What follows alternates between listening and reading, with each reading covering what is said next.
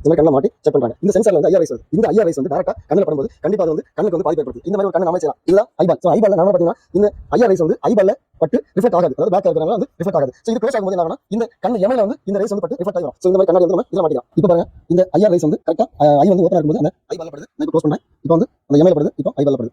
அவன் 5 செகண்ட் மேல பண்ண முடியும் வச்சுக்கோங்க. அவ்வளவுதான். பஸ் அடிக்க ஆரம்பிச்சு ஒரு குரூப் பஸ் அடிச்சு ஓட்டு வந்து ஆஃப் ஆயிட்டு.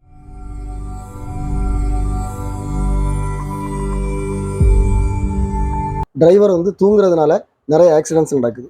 ஸோ இந்த ப்ராஜெக்ட் வந்து என்னென்ன பார்த்தீங்கன்னா ஒரு ஸ்பெஷல் கண்ணாடி. இந்த கண்ணாடியை டிரைவர் மாட்டிட்டு வண்டி ஓட்டினார்னா அவர் தூங்கினார்னா இதில் இருக்கக்கூடிய சென்சார் வந்து சென்ஸ் பண்ணி இந்த மைக்ரோ கண்ட்ரோலுக்கு அனுப்பி இந்த மைக்ரோ கண்ட்ரோல் அதை கண்டுபிடிச்சிடும். ஸோ இந்த டிரைவர் வந்து தூங்குறாருன்னு சொல்லி கண்டுபிடிச்சிடும். இந்த ப்ராஜெக்டை நிறைய பேர் எப்படி செக் பண்ணுறாங்கன்னா இதை வந்து கண்ணில் மாட்டுறாங்க. இந்த மாதிரி கண்ணில் மாட்டி செக் பண்ணுறாங்க. ஸோ இந்த மாதிரி கண்ணில் மாட்டும்போது என்னென்னா இந்த சென்சாரில் வந்து ஐஆர் ரைஸ் வருது.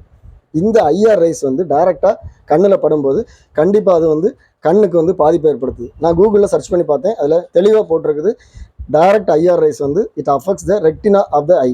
கண்ணில் வந்து ரெக்டினா தான் ஒரு முக்கியமான உறுப்பு. ஸோ அது வந்து பாதிக்கப்பட்டுனா கண் பார்வை வந்து இழக்க வாய்ப்பு இருக்குது.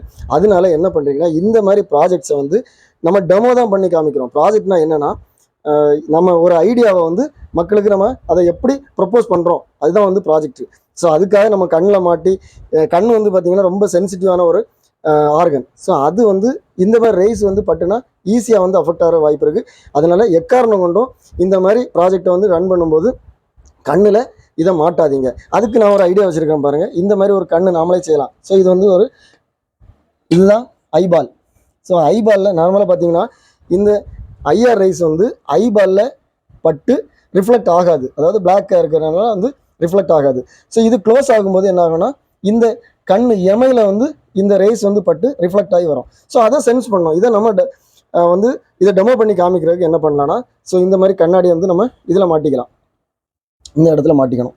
இப்போ பாருங்கள் இந்த ஐஆர் ரைஸ் வந்து கரெக்டாக ஐ வந்து ஓப்பனாக இருக்கும்போது அந்த ஐபாலில் படுது. நான் இப்போ க்ளோஸ் பண்ணுறேன்.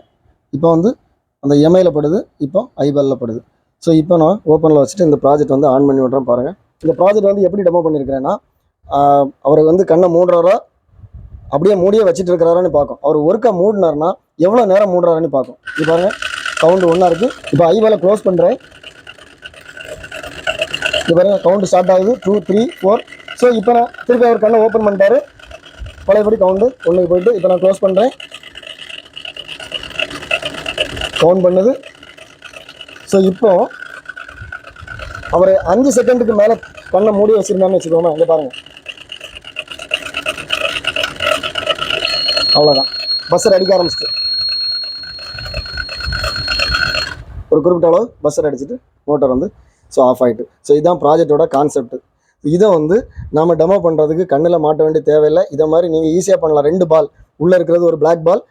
அது வந்து பிளாக் பெயிண்ட் அடிச்சிருக்கு ஒரு சின்ன பாலில். மேலே இன்னொரு பாலை வந்து 2 ஆஃபாக நம்ம வந்து கட் பண்ணி இந்த மாதிரி பண்ணியிருக்கோம். ஸோ கண்ணு திறந்து மூடுற மாதிரி ஒரு எஃபெக்ட் கிடைக்குது.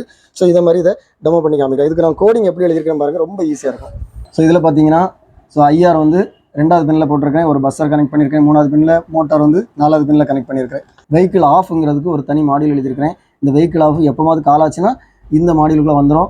இங்கே வந்து வேறு ஒன்றும் பண்ணலை. பஸ்ஸரை ஆன் பண்ணி விட்டுட்டு அப்புறம் பஸ்ஸரை ஆஃப் பண்ணிட்டு மோட்டர் ஆன் பண்ணியிருக்கோம். ஸோ இது மட்டும்தான் இதில் இருக்குது. இங்கே பாருங்கள் லூப்புக்குள்ளே ஒரு 6 நேரம் இந்த லூப் வந்து சுற்றி வந்துகிட்டே இருக்குது. ஒவ்வொரு நேரம் வரும்போது பாருங்கள் அது வந்து அவர் கண்ணை மூடுறாரான்னு பார்க்குது. கண்ணை மூடியாச்சுன்னா கவுண்ட் பண்ணுது 1 2 3 4 5 கவுண்டுக்குள்ளாடி அவர் கண்ணை ஓப்பன் பண்ணுறாரான்னு பார்க்குது. இதுதான் அதுக்குள்ளே கோடிங். ஸோ அப்படி அவர் ஓப்பன் பண்ணலைன்னா அது என்ன பண்ணுதுன்னா வெஹிக்கிள் ஆஃப்ங்கக்கூடிய மாடியூலை கால் பண்ணுது. ஸோ இந்த சப்ரூட்டீன் வந்து கால் ஆகும்போது நேராக எங்கே போயிடுது அந்த வெஹிக்கிள் ஆஃப் சப்ரூட்டீனுக்குள்ள வந்து இது நடக்குது. இது முடிஞ்சப்பறம் பழையபடி எங்கே வந்து செக் பண்ணி பார்க்குது இங்கே வருது. ஸோ இதுதான் ப்ராஜெக்ட்டு. இது வந்து சிம்பிள் கோடிங். இந்த வீடியோ பார்த்துருப்பீங்க.